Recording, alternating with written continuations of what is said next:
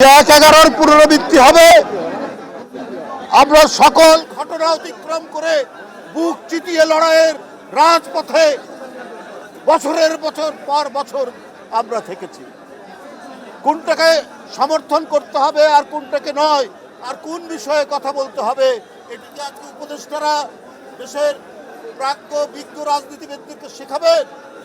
আমাদের সকল আস্থা তো আপনাদের উপর দেওয়া হয়েছে, কিন্তু আমাদের কথা হলো গরিমসি কেন ডেডলাইন নেই, কেন হাসিনার কথার পুনরাবৃত্তি হবে যে আগে সংস্কার পরে নির্বাচন, হাসিনার মতো আগে উন্নয়ন পরে গণতন্ত্র।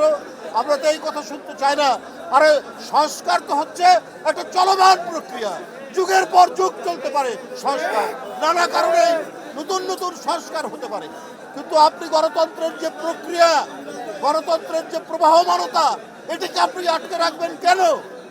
এটার জন্য তো গণতন্ত্র বলে মানুষ, পলিটিক্যাল ডেভেলপমেন্ট সবগুলোই তো হচ্ছে নির্ভর করে আপনি গণতান্ত্রিক প্রক্রিয়া কতটুকু চালু করেছেন সেটির উপর আপনার নির্ভর করবেন। আপনার যে প্রশাসন, এই আন্দোলনের পর এখনো 70% মানুষ আওয়ামী লীগের দোষী, ফ্যাসিস্টদের দোষী, তারাই দেশ চালাচ্ছে। যারা বঞ্চিত হয়েছেন তাদের হয়তো কয়েকজনকে আপনারা প্রমোশন দিয়েছেন, কিন্তু তাদেরকে কোনো গুরুত্বপূর্ণ পদে দেননি। অধিকাংশ সচিব, অধিকাংশ প্রশাসনিক ব্যক্তিরা হলেন সেই ফ্যাসিস্টদের দোষী, তাদেরকে দিয়েই তো দেশ চালাচ্ছে। তাহলে আপনার জিনিসপত্রের দাম কমবে কি করে আইন শৃঙ্খলা আপনি নিয়ন্ত্রণ করবে? কারণ ওরাই তো আপনার বিভিন্ন জায়গায় ঘাপটি মেরে আছে, কিন্তু তাদের বিরুদ্ধে আপনারা কোনো পদক্ষেপ নিচ্ছেন না। আজকে চুরি ডাকাতি বেড়ে গেছে, আজকে খুন জখম বেড়ে গেছে। কেন বেড়েছে? কারণ ওই দোসররা আপনার রন্ধ্রে রন্ধ্রে তারা আছে। তাহলে আজকে কাদেরকে দিয়ে আপনি জরিপ করাবেন? ব্যুরো অফ স্ট্যাটিস্টিক্স সরকারি সংস্থা, তাদেরকে দিয়ে নাকি জরিপ করাচ্ছেন। তাতে নাকি জনগণ বলে যে আগে স্থানীয় সরকার নির্বাচন, তারপরে হচ্ছে পার্লামেন্ট নির্বাচন। আপনি যদি সরকারি সংস্থাকে দিয়ে করেন, ওরা তো সরকারের মুখ চেয়েই কথা বলবে, কিন্তু আপনি আপামর জনসাধারণের সাথে কথা বলেন, তারা কি চায় দেখেন। যে জিনিসটি আজকে 16 বছর 1.5 যুগ বন্ধ, আজকে জনগণরা ভোট দিতে পারে না।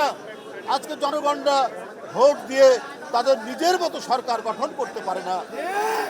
সেইটাকে বাদ দিয়ে আপনারা ব্যুরো অফ স্ট্যাটিস্টিক্স দিয়ে আপনারা জরিপ করাচ্ছেন যে আগে স্থানীয় সরকার নির্বাচন, তারপর পার্লামেন্ট নির্বাচন। এগুলো মানুষের কাছে নানা প্রশ্ন দেখা দিচ্ছে। এগুলোর দিকে দৃষ্টি দেন।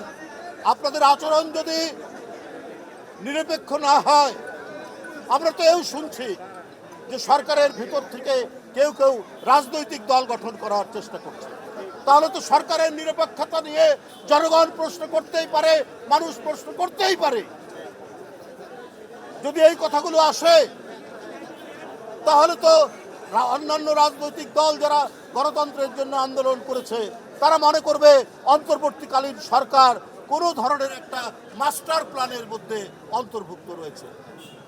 আর বিশেষ করে আমরা দেখেছি যে সরকার গঠনের পরে কোনো উপদেষ্টা কারো বিএনপির প্রতি অত্যন্ত বিরূপ ধারণা দিয়ে কেউ প্রকাশ্যে কেউ অপ্রকাশ্যে কথা বলছে।